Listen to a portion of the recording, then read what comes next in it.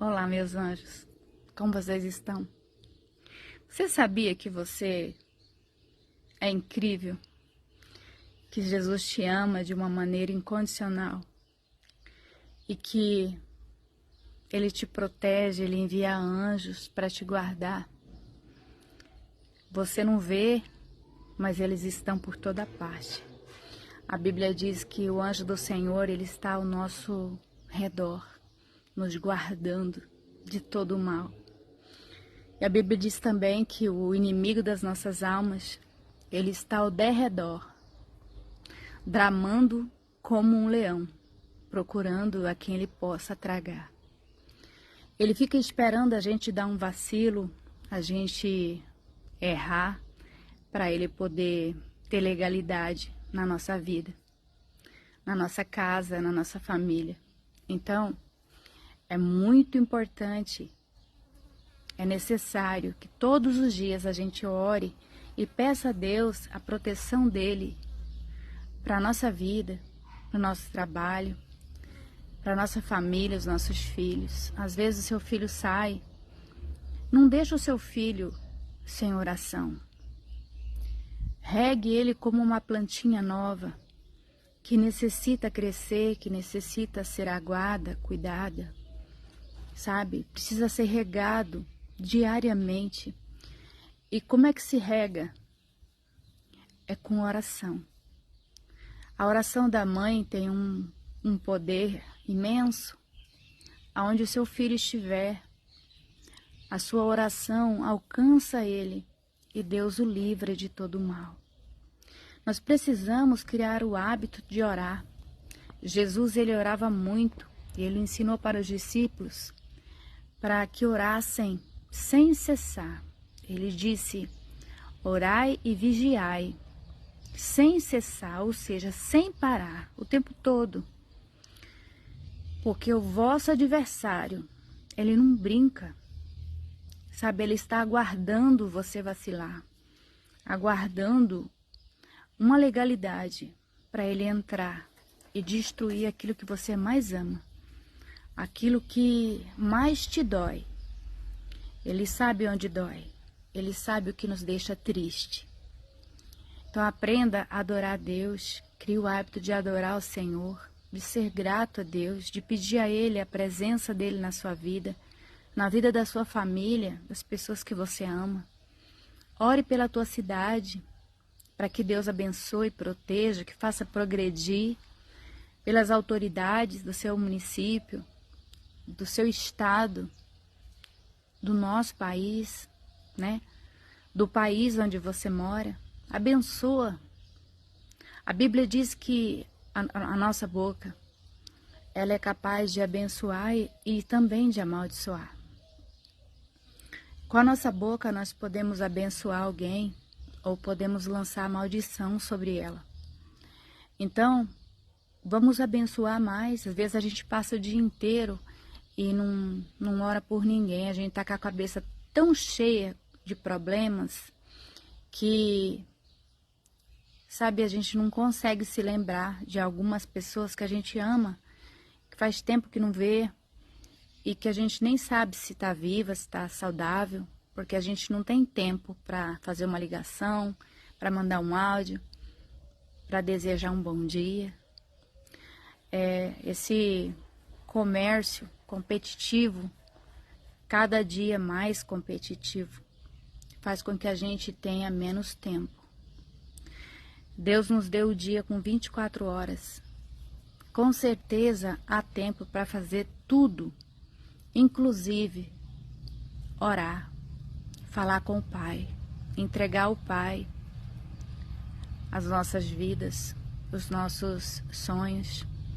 E a Bíblia diz que os sonhos de Deus são mais altos do que os nossos, são maiores do que os nossos. Tudo que você tem pedido para Deus, saiba que o que Deus tem para te dar é muito maior do que isso que você tem pedido. E nada é impossível para Deus fazer. Eu não sei qual é a sua realidade, se você está bem ou se você está enfermo, sabe? As coisas elas acontecem repentinamente. De repente, o inesperado bate na nossa porta. E a gente precisa ter força. E como ter força? Se você tem intimidade com Cristo, com Deus, a força é dele, ele te fortalece. Mesmo naqueles dias que você só chora, que você não consegue sorrir, a força que você recebe é de Deus. É Ele que te põe de pé. É Ele que te mantém. Quando tudo cai, quando o mundo parece que sai dos trilhos e você não sabe de que forma caminhar, para onde seguir, parece que o mundo está contra você. Derrame a sua alma no altar do Senhor. Sabe, derrame a sua alma, como Ana fez, diante de Deus e fala: Senhor, eu não posso sozinha. Eu não consigo, Senhor. Eu preciso da sua ajuda. Venha, me dá discernimento, me dá sabedoria. Tira de mim, Senhor, tudo aquilo que não vem de ti. Fecha as portas de ilegalidade para que o inimigo não possa entrar. Fala com Deus. Orar é falar com Deus. E você não precisa ficar escolhendo palavras, pegar um dicionário para escolher as palavras mais bonitas ou copiar orações de outras pessoas. Orar é falar com o Pai. Há momentos em que a gente não consegue falar. É momento de chorar, pôr para fora. Jesus chorou tanto. Lá no Monte das Oliveiras mesmo, quanto ele chorou quando ele foi orar. Ele convidou os discípulos para ir orar com ele. E ele se retirou mais para cima, deixando os discípulos ali em oração. E ele voltou e todos estavam dormindo.